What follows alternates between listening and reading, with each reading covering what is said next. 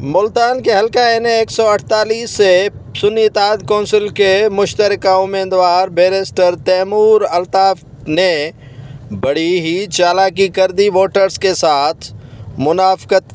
کی ہے۔ ووٹرز کے ساتھ ایک طرف عمران خان کی تصویر پوسٹر پر آویزاں کر دی تو اسی پوسٹر پر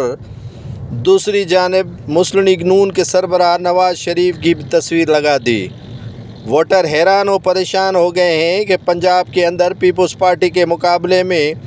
سنی اتحاد کونسل پی ٹی آئی کا نون لیگ کے ساتھ کب اتحاد بن چکا ہے۔ نون لیگ، سنی اتحاد کونسل اور پی ٹی آئی کے مشترکہ امیدوار بیرسٹر تیمور الطاف پیپلز پارٹی کا مقابلہ کر رہے ہیں N148 پر، جسے سپورٹ کر رہے ہیں سکندر اور شوکت بوسن۔ مسلم لیگ نون کے امیدوار نے حمایت کر دی ہے پاکستان پیپلز پارٹی کے قاسم گیلانی کی، جبکہ مسلم لیگ نون کا کوئی وہاں پر امیدوار نہیں ہے، لیکن بیرسٹر تیمور الطاف نے آویزاں کر دیے ہیں پوسٹر جن پر مسلم لیگ نون کے سربراہ نواز شریف اور پی ٹی آئی کے سربراہ عمران خان سمیت متعدد رہنماؤں، جن کا کوئی سیاسی اتحاد بھی نہیں ہے، ایک دوسرے کے جانی مخالف ہیں لیکن ایک پوسٹر پر جمع ہیں۔